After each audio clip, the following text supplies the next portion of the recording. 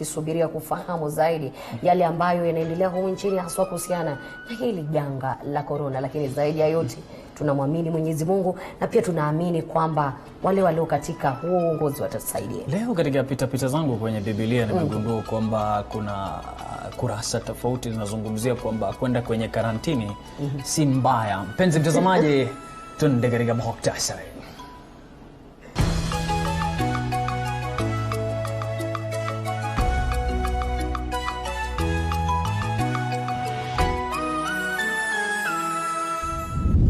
Waziri wa Afya Mutahi Kagwe awaonya watumizi wa mitandao kwa kueneza taarifa za uongo.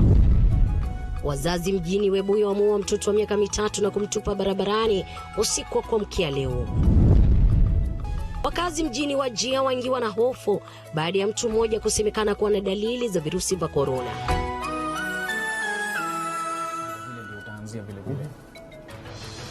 Asante sana mpenzi mtazamaji kwa kusalia nasi. Mfasiri wa lugha ya ishara anaarifiwa kwamba anakwenda kwa jina la Angel. Salia nasi kandi tufike tamati, lakini tuanze taarifa hii na waziri wa afya Mutahi Kagwe jioni ya leo akizungumza na wanahabari amewashinikiza kunradhi Wakenya kusaidia katika vita dhidi ya corona na kumtaka kila Mkenya kukoma kusambaza habari za uongo. Vile Kagwe ameshinikiza kwa serikali ameshikilia kwa serikali ipo macho katika vita na Wakenya wasiwe na hofu, kwani yote yatakuwa shwari. Itakumbukwa kwamba kufikia sasa tuna visa 7 vya maambukizi ya corona humu nchini. Waziri wa afya Mutahi Kagwe akiandamana na msemaji wa serikali Cyrus Oguna amewashinikiza Wakenya kukoma kueneza taarifa za uongo. We have appealed to people to desist from any form of misinformation. I think you are all alive to that the social media has been abuzz with all sorts of rumors, including that we are locking down Nairobi, that we are sending people home, that we are doing this and we are doing the other. Things that have come from nowhere, that we are deploying the military. You know, these rumors must stop. They must stop. Hali kadhalika, wakati huo waziri Kagwe amewapongeza Wakenya kwa kufuata sheria ya kujiepusha na mikutano na kusaidia katika vita hivi. The government has directed the involvement of the Nyumba Kumi leaders, sub-chiefs and chiefs in ensuring compliance to these directives, but also in creating the smallest units in terms of the management of the disease. The purpose of invoking the Nyumba Kumis and the sub-chiefs is that if there is a problem within that area, the sub-chiefs and the chiefs would know very quickly in which Nyumba Kumi there is a problem. Aidha, Mutahi Kagwe amesema kuwa serikali inaendelea kukaza kamba katika mchakato wa kuwasaka wale ambao walikuwa na ukaribu na wale ambao walipatikana na virusi hivyo. Kwa sasa, idadi ya watu ambao wamepatikana na virusi vya corona ni 7 kulingana na habari za hapo awali. 6 are Kenyans, while the remaining one is a Burundian national. All the 7 are doing well under the observation of the Ministry of Health and Kenyatta National Hospital staff. It is important to note that all these cases have been imported from outside the country. Ladies and gentlemen, in the last 24 hours, we have screened and tested another 8 cases, all of which have turned out negative. Hali kadhalika, waziri amewashinikiza Wakenya kufuata sheria iliyopeanwa ili kukabili janga hili. To stick to a number of things. Number 1 is levels of cleanliness, sanitation and hand washing. That's 1. Number 2 is to stick strictly to the hours that they are supposed to operate. Very strictly to the hours that they are supposed to operate. Any institution of entertainment that is operating a minute beyond the hours that they are supposed to operate will have their licenses withdrawn. Baada ya kuzungumza na wanahabari na kutoa taarifa ambayo kidogo imeondoa shaka, Mutahi Kagwe amekanusha madai kuhusu habari za uongo katika mataifa ya Afrika kuhusiana na idadi kamili ya waathiriwa wa virusi vya corona, akisema kuwa wito wake ni kushughulikia taifa la Kenya. Speak for other countries, but I can tell you that for Kenya, we are confident about what we are talking about. You know, also, we must stop looking down upon ourselves. You know, we cannot be called banana republics 50 years ago. Paul Kirobi, Runinga ya TV47, Nairobi. Mpenzi mtazamaji, unaendelea kupokea taarifa habari kutoka Runinga TV47 2207 na vile vile kupitia Facebook TV47 Kenya, Twitter ni @TV47KE, @TererEmmanuel21. Bila shaka jina langu ni Emmanuel Terer. Nami ni Liz Mutuku, na vile vile unaweza kuwasiliana nasi ama nami kwa L_Liza. Na tukisonga mbele ni kwa biwi la simanzi limetanda katika kijiji cha Makese wadi ya Misiku katika eneo bunge la Webuye Magharibi, kaunti ya Bungoma, baada ya wazazi kumuoa mtoto mwenye umri wa miaka 3 na kumtupa barabarani usiku wa kuamkia leo. Kwa makosa inasemekana kwamba alikutikana amekojoa kwenye kitanda. Mike Kagongo na taarifa kamili. Huyo ndume hata sijui polisi wanaenda. Inasemekana kuwa mtoto huyo mwenye umri wa miaka 3 alipigwa usiku wa kuamkia leo na babake ambaye ni baba wa kambo kama adhabu ya makosa ya kukojoa kitandani. Kwa mujibu wa majirani eneo hili, wawili hao wamekuwa na ugomvi kwa muda na huenda ghadhabu yao ilielekezwa kwa mtoto. Jana ameua tu mtoto yake, maana walikuwa wamekosana na bibi akatoroka, yeye akabaki na mtoto. Kwa hivyo asitudanganye ati mtoto ametupwa hapa kwa maji. Hii alikuwa anajikinga tu ati aseme maji ilikuwa iliua. Lakini jamaa hata wakiangalia mtoto amepiga amekurusa akatupa hapo. Asubuhi wa kuamkia leo kupata mtoto mchanga amekufa na ametupwa kwa mtaro ya maji ambayo kulingana na kisanga ambacho kimetuhuzunisha sisi waswa wakati wa Bungoma Kaunti. Na hii kisa imekuwa ya kutatanisha, manake kumebainika ya kwamba mama na mzee wa hao watoto wamekuwa na ugomvi ukorofishana, endapo tumepata uchunguzi ya kwamba mama alikuwa ameachana na mzee ndiye aliyekuwa na mtoto. Majirani walielezea masikitiko yao huku wakiitaka sheria kuchukuliwa dhidi ya washukiwa na kutaka wazazi kuwa na utu na kutafuta mbinu mwafaka ya kusuluhisha tofauti zinazoibuka kwenye ndoa. Kama sisi wa mama tunahuzunika, wale ambao tunapepa watoto tunahuzunika, wa mama na waambia ya kwamba ukilea mtoto wako kaa na yeye, usikae na utu. Kaa na utu wema ndani ya moyo wa watoto. Msiache watoto, tembea na mtoto wako. Kisa ambacho kimefanyika Misiku sio kisa kizuri. Huyu jamaa ako na watoto wengine. Serikali ichukue hiyo watoto itupe tuweke kwa children home ama watugawane na huyu jamaa awekwe ndani.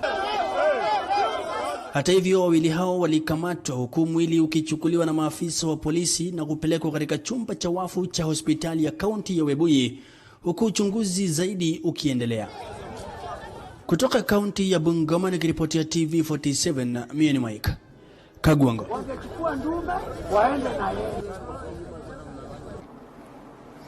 Tusalie papo hapo katika taarifa inayofungamana na masuala ya corona. Serikali ya kaunti ya Bungoma imetenga 2% ya bajeti ya kaunti ili kukabili janga la virusi vya corona. Masoko mbalimbali yamefungwa na kuamrishwa kwa matanga kufanywa chini ya saa 24 kama njia moja ya kukabiliana na janga la virusi vya corona. Mwanahabari wetu Wanji Sustin anatoa ripoti zaidi. 2% of our annual budget as emergency fund, so we're going to use part of those funds to address this.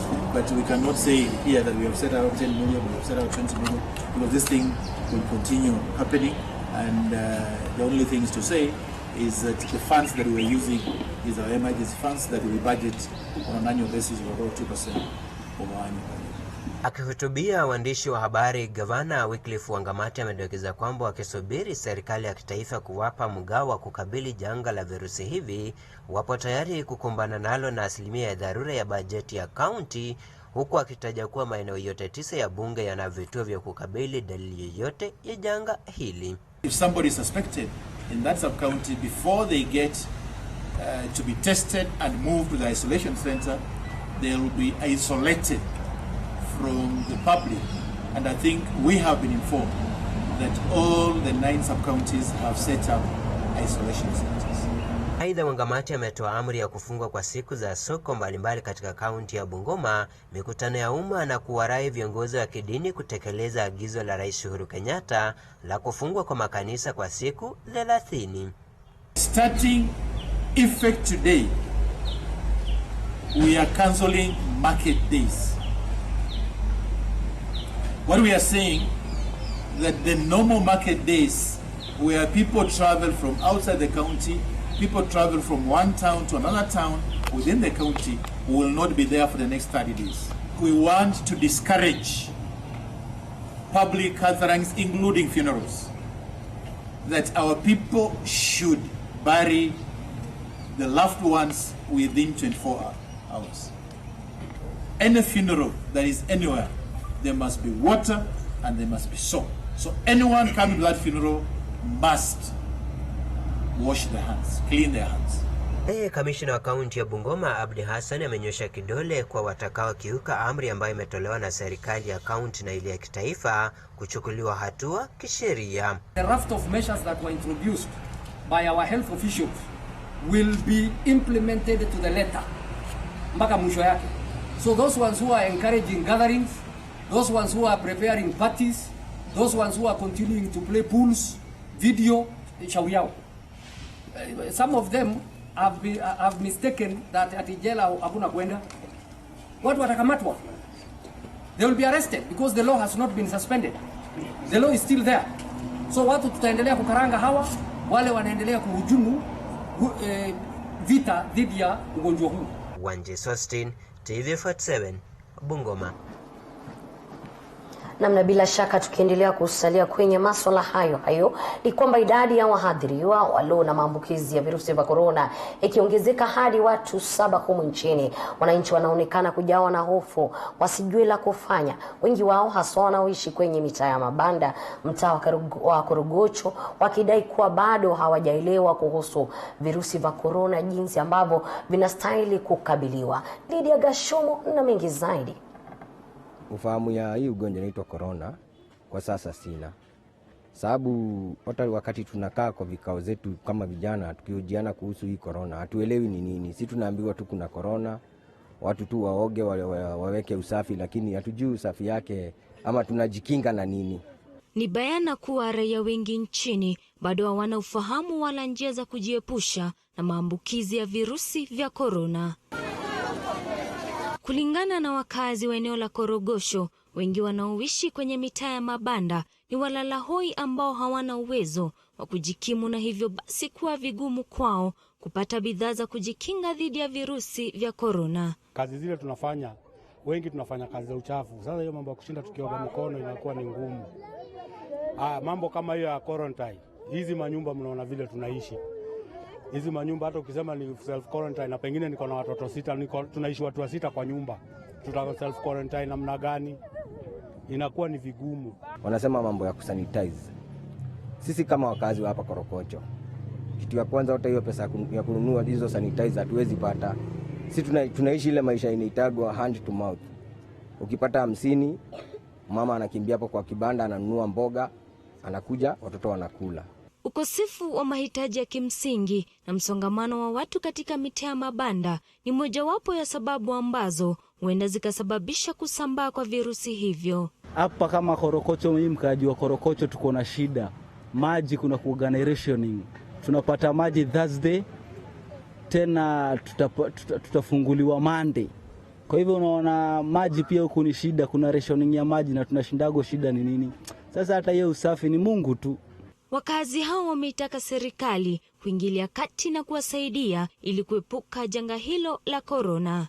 Ningeomba government at least walete hizo sanitizers. Kama kuna pesa ilitolewa ya kusimamia ugonjwa wa corona, hiyo inaweza kuwa the best way ya kusaidia. Haya yanajiri wakati ambapo janga la corona limetia tumbo joto si tu taifa la Kenya lakini ulimwenguni kote.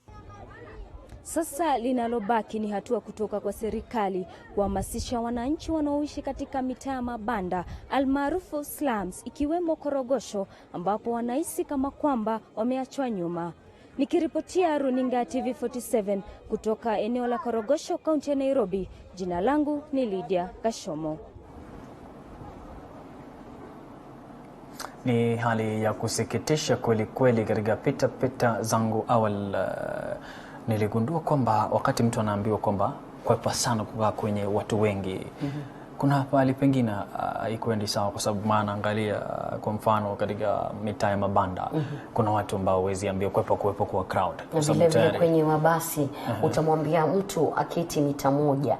Yale mabasi yetu yatakubalia, lazima vikakati kabambe ipate kuwekwa ili tujue ni namna gani sekta ya uchukuzi itakuwa inakwenda. Lakini turuhusu kwa sasa tusome arafa zako kwa 22047 na vile vile kwa Facebook, ambapo Christopher Musumba ananiambia baba mbaya zaidi, Mungu atupe upendo zaidi. Hiyo ni taarifa kuhusiana na yule baba aliyempiga mtoto wa miaka 3 na kufariki. Munyiri Waya anasema tuletewe mashini za China na hata kama ni kesho, ili tuweze kujikinga na virusi hivi vya corona. Na kwangu vile vile Enoch Tanoi anafuatilia taarifa hii akiwa Kericho, na vile vile Carol, asanteni sana, endelea kumimina arafa yako kupitia 22047 na vile vile Facebook TV47 Kenya, Twitter ni @TV47KE, @Terry Emmanuel 21. Najaribu sana kushika @Liza_Liza.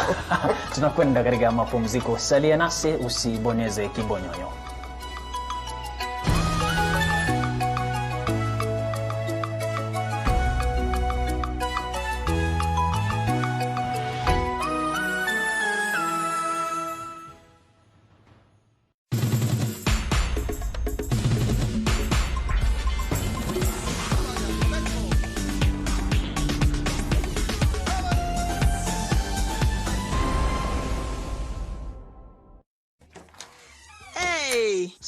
Peterson, tumefutwa wote.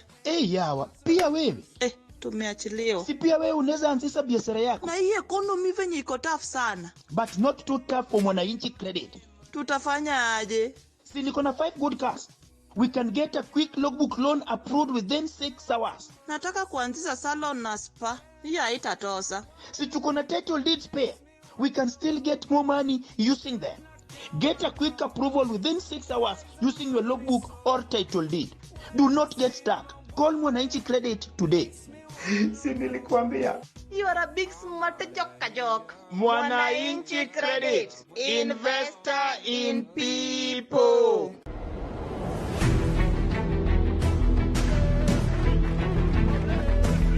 Ni jukwaa linalowapa vijana nafasi ya kuchangia kwa mada inayowaathiri. Vijana tukishikana, we can bring a revolution. Tunaweza geuza serikali sahihi, lakini serikali yenyewe haiwezi kubali. Tunazungumza kuhusu ajira, afya, uongozi, ukuzaji wa talanta pamoja na masuala ibuka katika jamii. Ni mazungumzo bora inayofungua mlango wa suluhisho kwa masuala tata miongoni mwa vijana. Ungana nami Paul Kirobi kila siku ya Jumatano kuanzia saa 12 hadi saa 1 jioni katika kipindi cha Vijana Mashinani. Wakati wetu ni sasa.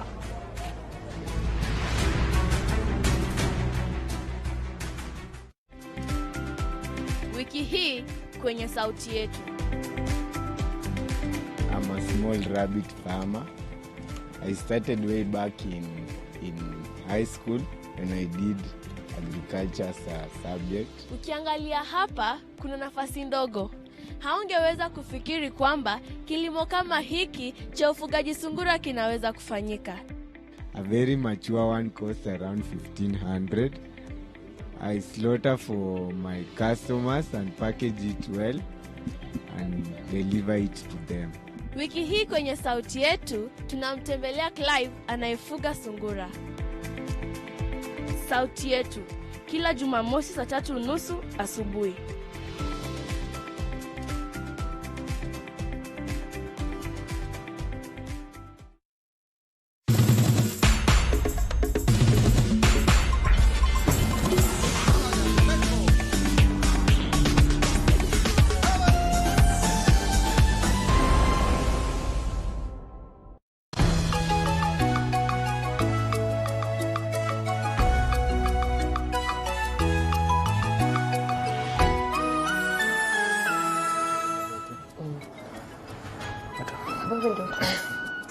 Mpenzi mtazamaji, asante sana kwa kusalia nasi kutazama runinga ya TV47, lakini kuna swali moja Liz leo.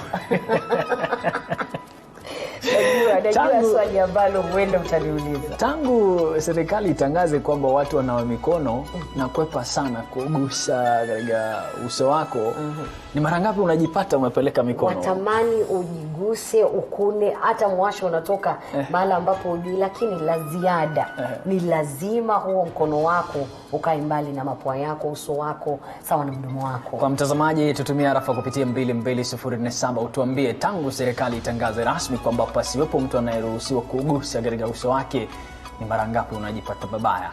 Hofu ya ugonjwa wa corona yametanda katika kaunti ya Wajir baada ya mtu mmoja kukimbizwa katika hospitali ya rufaa ya kaunti hiyo baada ya kuonyesha dalili za ugonjwa huo. Waziri wa afya katika kaunti ya Wajir, Ismail Isaac, ametoa taarifa kuhusu kisa hicho. Earlier this morning at around 3 a.m., a 40-year-old male called Wajir County Emergency Hotline complaining of chest pain and fever. Baada ya taarifa hiyo ya kusikitisha, hofu ilitanda miongoni mwa wakazi wa Wajir. Mgonjwa mmoja alipiga nambari ya dharura hii leo na kujulisha idara ya afya ya kaunti ya Wajir kuhusu hali yake ya afya.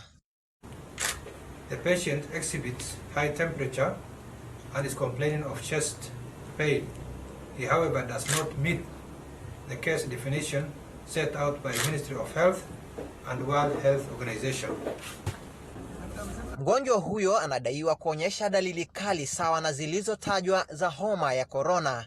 Kwa haraka iwezekanavyo, alilazwa katika chumba hiki hadi hali yake itakapodhibitiwa. The patient was in Wajir for the last 2 months with no history of travel. We will continue to monitor the situation in the county and ask for the public to cooperate and maintain high level of hygiene. Ikumbukwe kwamba kaunti ya Wajir ni mojawapo ya kaunti nchini iliyo katika hatari ya kuenea kwa ugonjwa huo. Kaunti hiyo ina mpaka na nchi ya Ethiopia na Somalia, na kuwepo kwa uwanja mkubwa wa ndege huenda ukazidisha hatari hiyo. In fact, in Wajir we don't have an expert. In Wajir airport we don't have an expert of coronavirus. This is a new virus. We need an expert. We need people who understand this disease. Siku chache iliyopita, gavana wa kaunti ya Wajir Mohamed Abdi Mahmoud alipiga marufuku usafirishaji wa miraa katika kaunti hiyo na kupiga marufuku pahali inayovutia hadhira ya watu. Vile vile, kamishna wa kaunti ya Wajir aliahidi kufunga mipaka ili kukinga kaunti hiyo kwa kupata visa vya ugonjwa wa corona.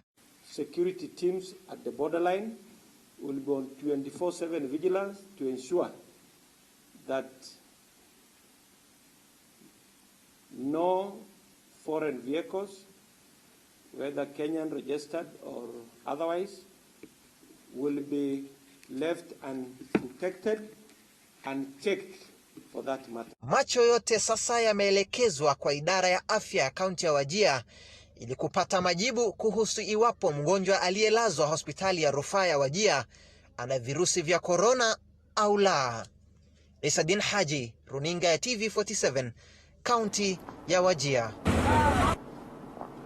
Shukran Isadin Haji kutuandalia taarifa hiyo. Tukisonga mbele, ni kwa wahudumu wa matatu wameagizwa kututumia pesa taslimu kama njia ya malipo na badala yake kutumia njia mbadala, hususan kupitia simu. Kulingana na katibu mkuu wa nyumba kunradhi na maendeleo ya makazi Charles Hinga, agizo hilo linanuia kuzuia kusambaa kwa virusi vya corona. Wakati huo huo, Wizara ya Afya imeanzisha rasmi shughuli ya kunyunyizia kemikali aina ya viuavija katika mji wa jiji la Nairobi kunradhi, ili kudhibiti hali kusambaa kwa virusi hivyo. Mpenzi mtazamaji, ndio inakabiliwa pakubwa. Fiona Kenga ana taarifa zaidi.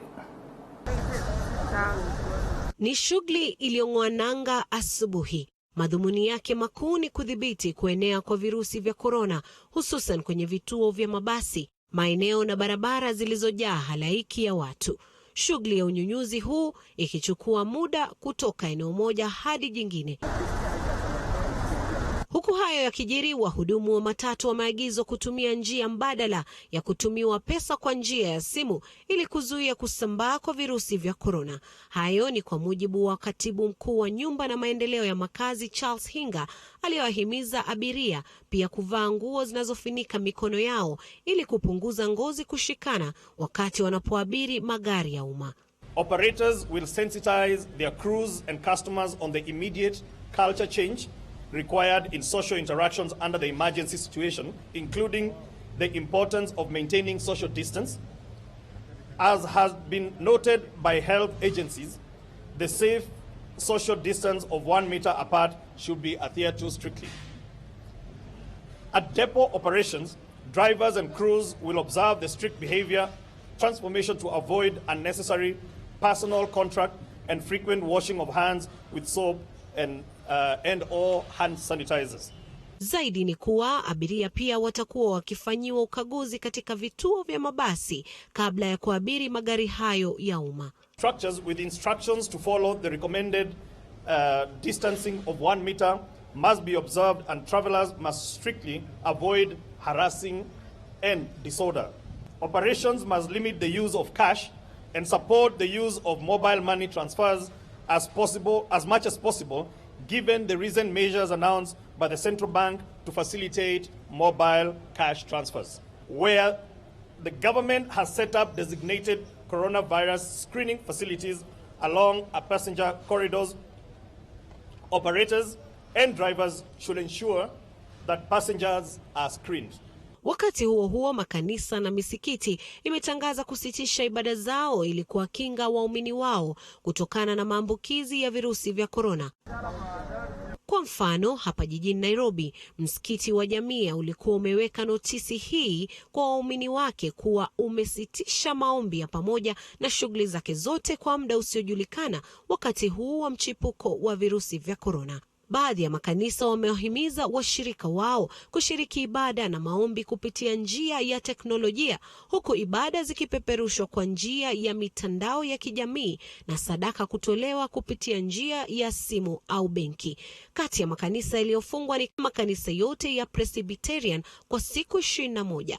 Hata hivyo, sehemu kuu ya maombi itasalia wazi kwa watu binafsi. Kulingana na kanisa Katoliki, ibada za mazishi zitaendeshwa na makasisi wa kanisa, japo kwa kundi la watu wasiozidi 10 pekee. Biashara hii ya kuuza kemikali zinazotumika kunawa ili kuua viini vinavyopatikana kwenye mikono ni biashara ambayo imeendelea kunoga hapa jijini Nairobi. Haya yote ni katika jitihada za kuweza kupunguza maambukizi ya virusi vya korona.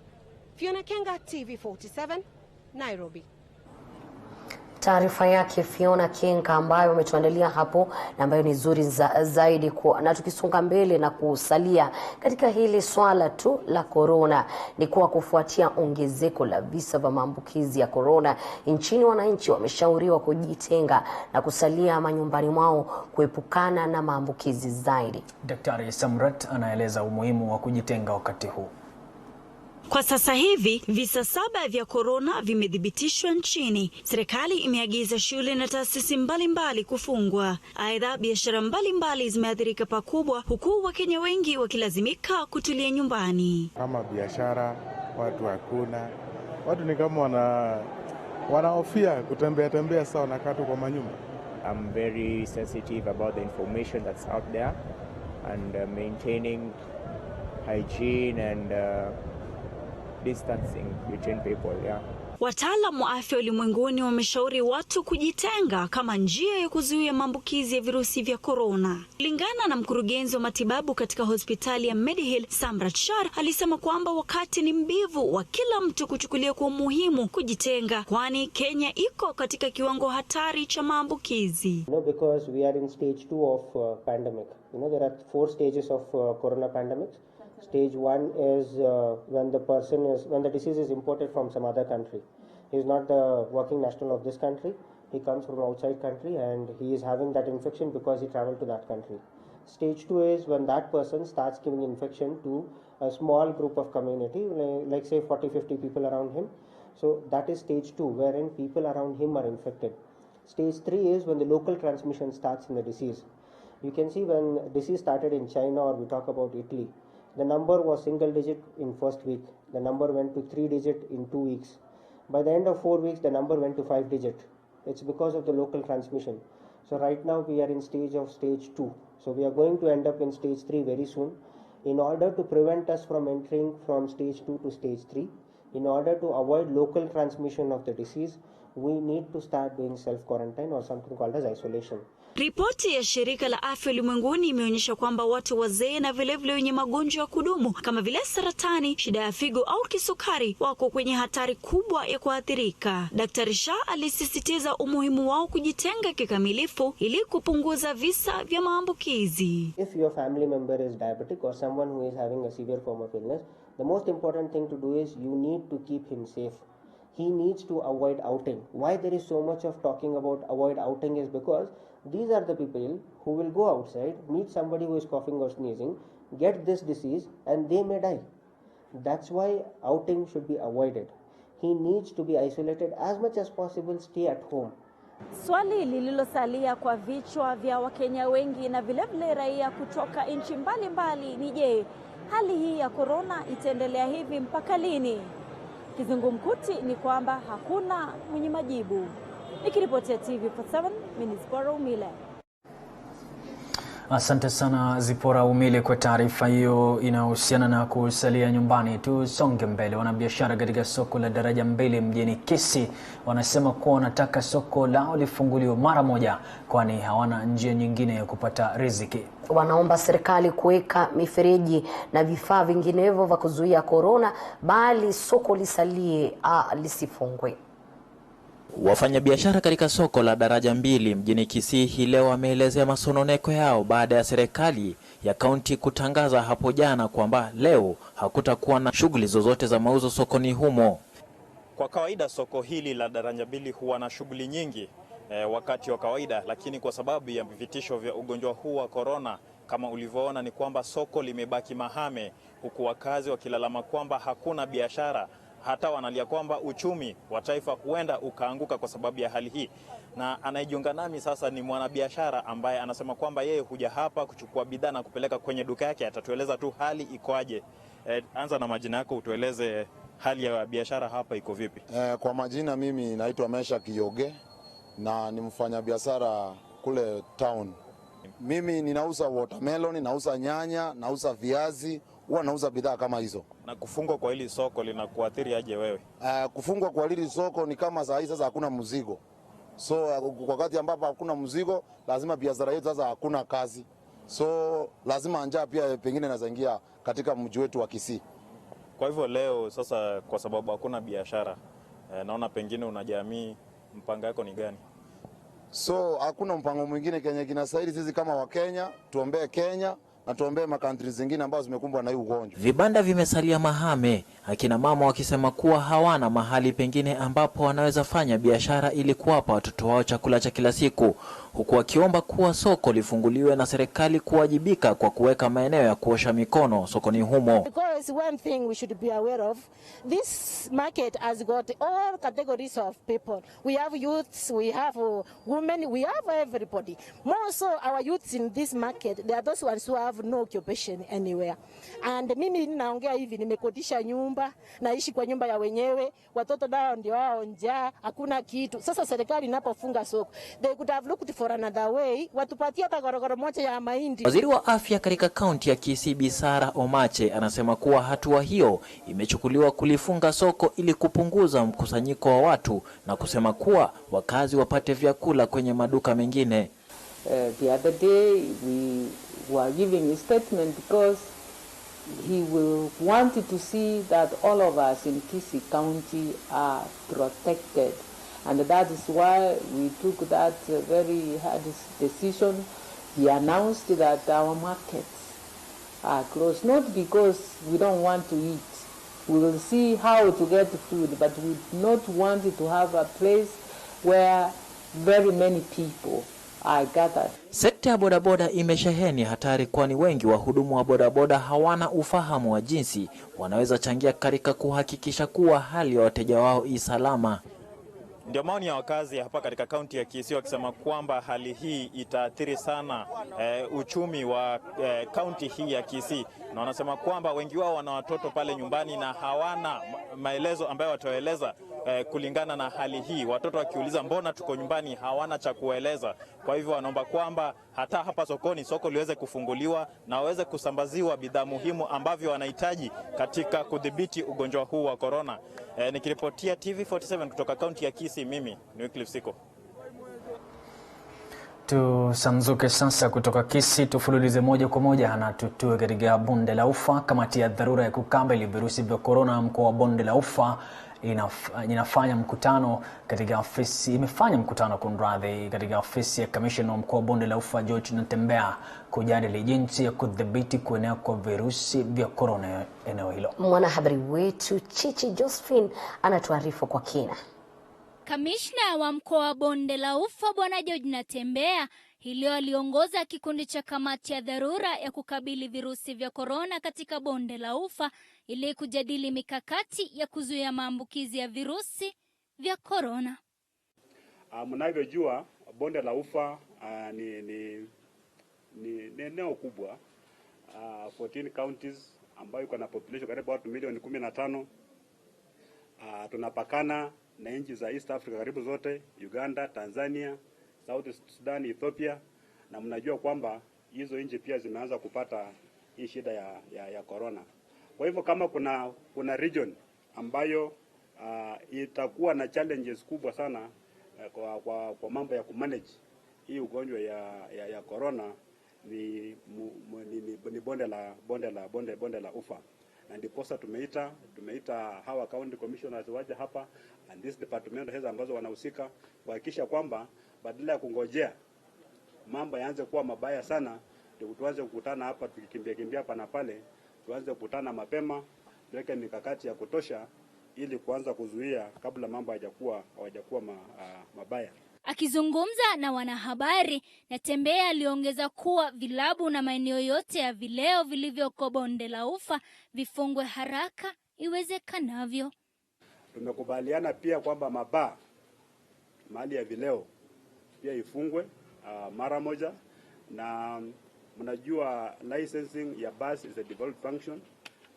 Tumepewa ripoti hapa kwamba counties zimekubaliana kwamba bus ifungwe, na tumekubaliana pia hapa kwamba tunaenda kuenforce hiyo directive, kutumia hiyo Liquor Licensing Act, kutumia Public Health Act, na polisi ndio watafanya hiyo kazi ya kufunga hizo mabaa. Hali kadhalika, wenyeji walihimizwa kutosafiri kuelekea maeneo mbalimbali nchini, kwani ni njia moja ya kuchangia virusi hivi kusambaa.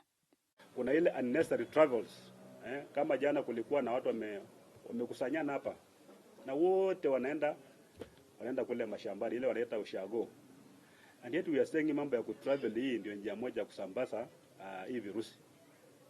Wewe uko Nairobi, hata ujue hali yako ya corona namna gani, unaambiwa kwamba ukae nyumbani for the next 30 days, serikali imesema namna hiyo. Wewe unachukua matatu unaenda Kiplombe. Kule Kiplombe kuna nyanya yako ako na miaka 90, unaenda kuua hiyo nyanya yako. There's no doubt about it. Unafika kule, unahagi yeye, unasalimiana yeye, anakaribisha wewe, umebeba corona. Na mnajua hii corona hii inapita na wazee la kuna, kwa sababu ni ugonjwa ambaye ina affect watu ambao immunity iko chini. So tafadhali wacha mambo kusema kwamba labda umepewa holiday kutoka kazini kwenda kufanya mambo nyumbani. Where you are, cap after 30 days tutakuwa tumejua hii mambo ya maambukizi kwa namna gani. Nikiarifia runinga TV47 kutoka kaunti ya Nakuru, jina langu ni Chichi Josephine. Ni taarifa yake Josephine Chichi. Wakati mmoja amekwenda Nakuru kutafuta Chichi. Shughuli nzima ilikuwa nadhani inahusiana na pakubwa na kuwepo na Miss and Mr. MKU wakati ule. Nilipomwona Chichi nikamuuliza mbona ungekwenda kwetu kukimbia, kwa sababu mwili ni ya wanariadha. Lakini naye ni mrembo kweli ndio huo. Na kuna kitu kimoja ambacho wananchi wanastahili kujua, ni kweli hili janga la corona liko nasi hapa.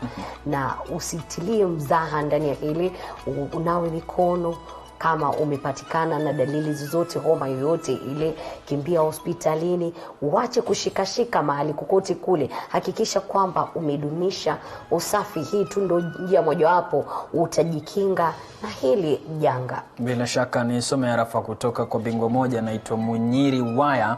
Anasema nyumba 10 tupimwe, kila mmoja ajijue.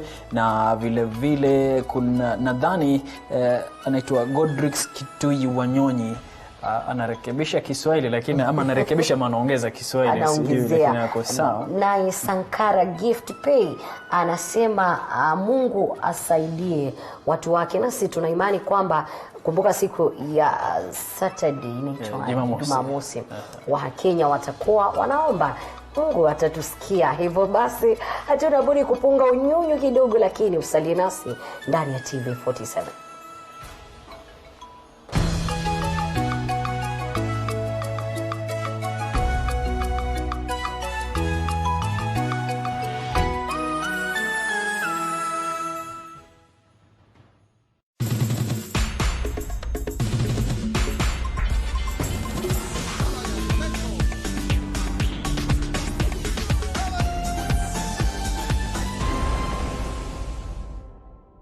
Coronavirus COVID-19 is a respiratory virus spreading across the world. The infection is spread from droplets of coughing and sneezing of an infected person, touching or shaking hands, or being in contact with contaminated surfaces or objects with the virus. The signs and symptoms are fever, coughing, headache, body ache, difficulty in breathing. The disease can be prevented by regularly washing hands with soap and running water. Avoid close contact with people who have flu-like symptoms. Avoid handshake, hugs, and kissing. Also, protect yourself by covering your mouth or nose using a disposable tissue while coughing or sneezing. If you experience these symptoms and you had traveled or been in contact with a person from a country reporting COVID-19, you should isolate yourself for 14 days and seek immediate medical attention or report to the nearest health center. This message has been brought to you by the government of Kenya and its partners. For accurate information on COVID-19, dial *719# or call 719. Follow us on Twitter at @MOH_Kenya, at spokesperson GOK, at WHO.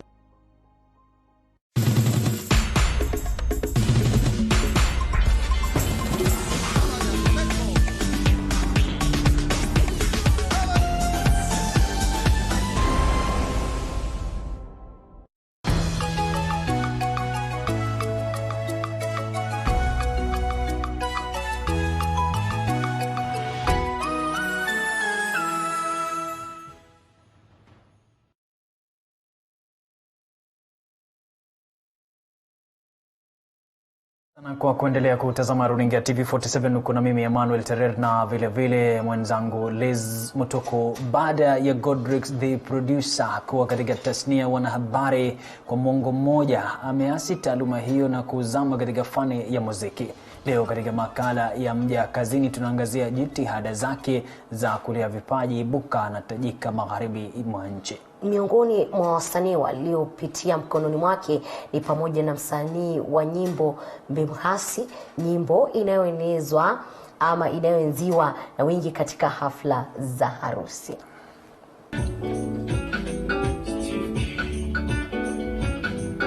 Bela hoya kava yetaluka lini. Omwami hoya kava yetaluka lini. Hiyo nyimbo kwa Kiswahili inamaanisha nini? Hiyo wimbo inamaanisha Mungu awasaidie wote ambao wanatusaidia, na Mungu awasaidie wote ambao wanatakia mazuri.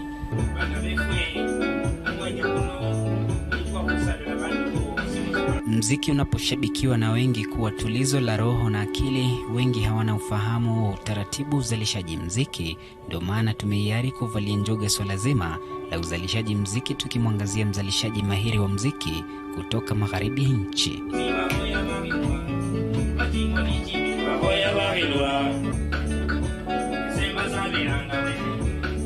Godrix Kitui Wanyonyi ni mwanahabari kitaaluma, ila alipiga kisogo taaluma ya wanahabari na kukumbatia uzalishaji mziki, hasa mziki wa lugha ya mama ya Kibaluya.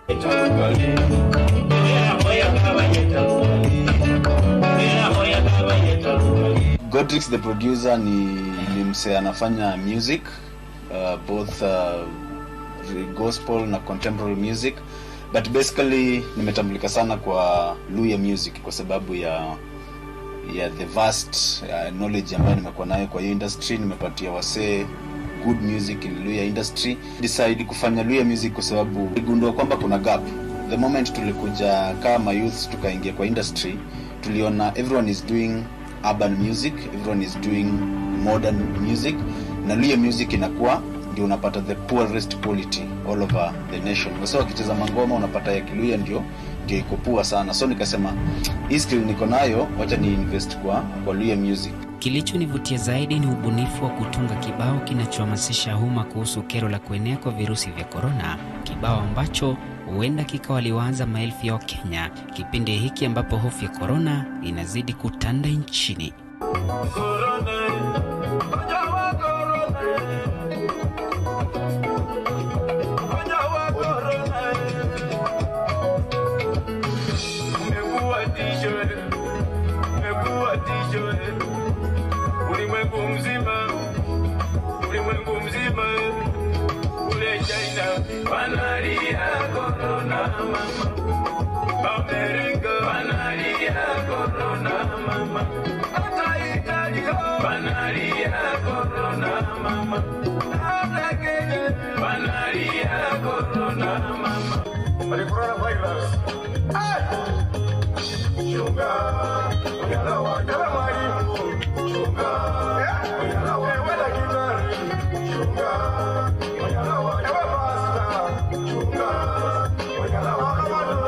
Kwa kawaida msanii anatakiwa kuwa na ufahamu wa nyimbo au kibao anacholenga kurekodi, kisha huwa ni zamu ya mzalishaji muziki kumwelekeza kwa kutengeza beats kabla ya kumrekodi. Tunachukulia story yako.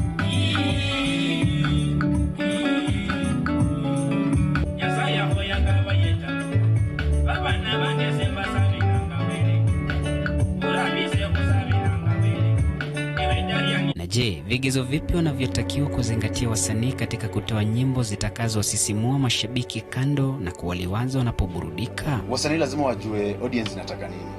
Audience yako ina pride nini ikikuona. Kuna msee anaimba tu ngoma za informative songs. Huyo msee stick to that. Kuna msee anaimba tu ngoma za mapenzi in his best vernacular. Stick to that.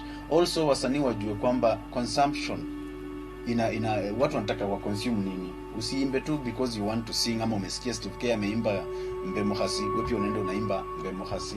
Ama umesikia msee anaimba wimbo ya kutairisha, wewe pia unaenda unaimba ya kutairisha. You should know wasee wako wanataka nini, and the earlier you know that, the better you grow.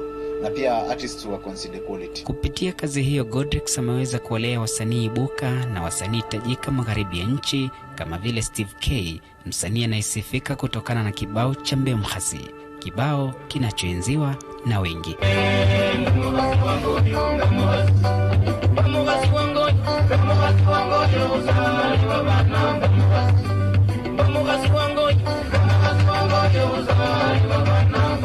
Kwa sababu ya muziki tumejuana, tumeinteract. Yeye ndiye amekuwa mtu wa kwanza sana kunishika mkono tukaenda na yeye Lodwa. Producer huyu amegusa talents mingi sana hapa Trans Nzoia na maeneo ya magharibi kwa jumla, kwa sababu saa hii ndio naweza sema ni producer ambaye anafanya muziki ya Kiluya kwa njia nzuri zaidi, kwa sababu ameguza wanamuziki ambao walikuwa hawajawahi onekana, amewasaidia wameonekana, amewafanyia good quality videos and audio productions.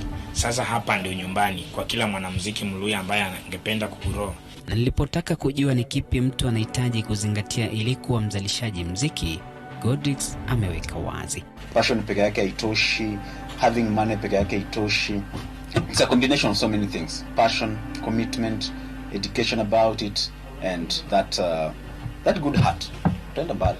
Je, kazi hii ina changamoto zote? Unapata wasee, saa zingine unaweza pata artist ajui kuimba but akona sauti, so you really have to work hard unapata pia kuna most of the people hawana do, so mostly tumekuwa tukisupport, na unajua inakuja na cost. Of course you have bills to pay, you have your time frame. Unapata artist wengine anataka afanye leo na achukue leo, so inakuwa your time constraint. Baadhi ya wasanii wanaposalia kidedea kwenye fani ya muziki kwa kugusa nyoyo za mashabiki kupitia utunzi wao, siri ni ipi? Steve K anaelezea. Napenda kuambia wasanii wanakuwa na uvumilivu na uimbe content, ufanye quality, uassociate na watu vizuri, kwa sababu ukianza kujisikia maringo juu, mabeka juu, unaringia watu na unataka wakuje show zako, unaringia watu na unataka wakusaidie, hiyo haitafaulu. Kazi hii imemwezesha Godix kukimu mahitaji ya kimsingi ya familia yake kwa kumudu gharama ya maisha inayozidi kuwa ghali kila kuchao. It pays and it pays well, but what is important is not the pay, it's the commitment and the passion you have. Bila hiyo, that pay will not come. And the world has accepted our music. Soon tutakuwa Steve K ameperform all over Kenya. Soon tutakuwa tunaperform majuu. We're looking forward to that. Akona management poa. I'm also part of the management, and many more artists. We are looking forward kwamba we taking Luhya music to the nations, sio tu hapa peke yake. Mapenzi yake kwa muziki yalimlazimu kuasi taaluma ya wanahabari ili angalau kulea vipaji vinavyoibuka katika magharibi ya nchi kimuziki. Ama kweli kazi ni kazi. Boniface Barasa, makala ya Mja Kazini.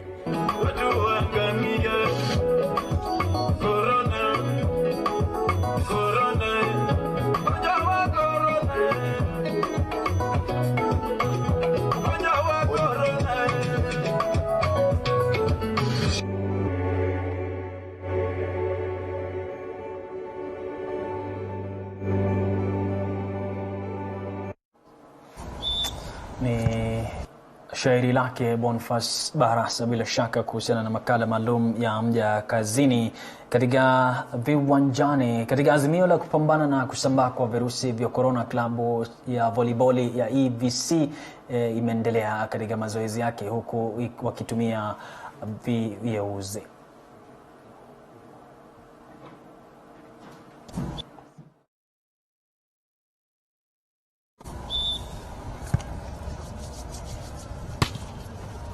Katika hatua mojawapo ya kujimarisha kimchezo na kupambana na kusambaa kwa virusi vya corona, klabu cha mchezo volleyball cha Eagles Volleyball Club eneo la Kariobangi kimechukua hatua kwa kutumia sanitizers wakati wa mazoezi yao. Wasiwasi iko ndio, lakini sasa physically lazima tukuje tufanye physical tukifuata zile procedure tulipatiwa. Training yetu inaanzia kwa watu wengi wanaendanga kuhustle, so training yetu inaanza saa 9.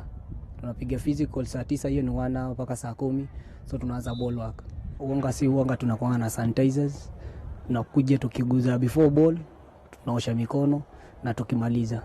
EVC kama kinavyojulikana ni klabu cha mtaa kilichoanzishwa kwa lengo la kuimarisha talanta za mchezo wa volleyball kwenye mtaa wa Kariobangi sawia na kupambana na uhalifu. Kulingana na mwenyekiti wa klabu hicho Frederick Omondi, kwa sasa wamenunua mikokoteni ikiwa ni njia mojawapo ya kubuni nafasi za kazi kwa wachezaji wa klabu hiki. Katika hizi mitaa kuna vijana wengi wanapotoshwa na mambo ya kunywa pombe, hizi miadarati. Sasa wakija kwa mazoezi wanapata time nzuri, na mbeleni pia naomba Mungu kuna maklubs wakiwataka na peana pia.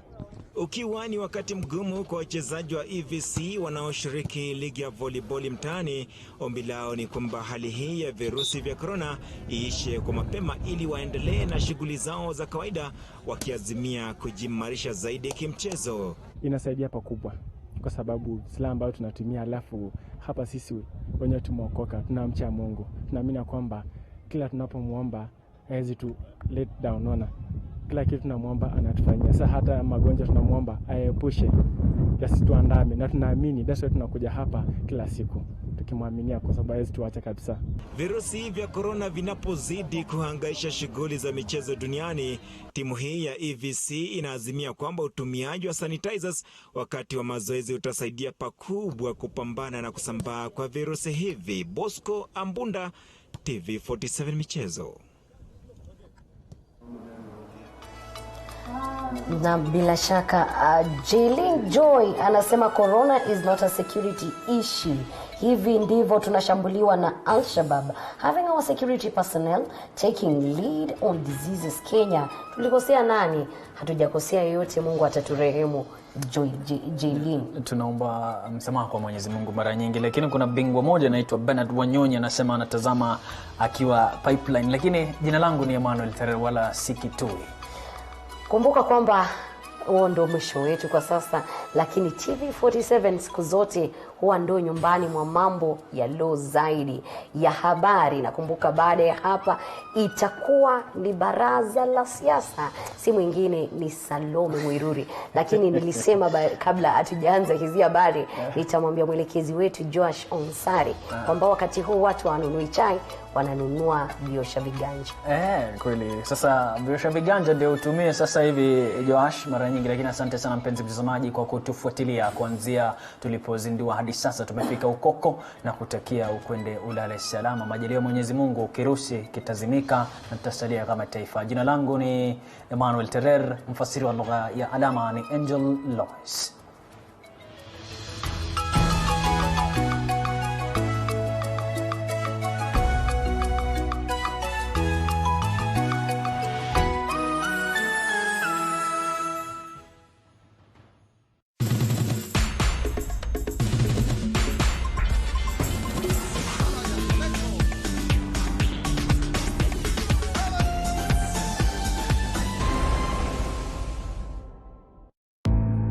Welcome to Woodland Resort, where our key agenda is to provide comfort and elegance. We have spacious, well-appointed yet robust rooms designed to have a perfect view of the surrounding, offering a panoramic view of the countryside. It is family-friendly with a detailed lounge area, kitchenette, bathtubs, and modern showers to create the home away from home feeling.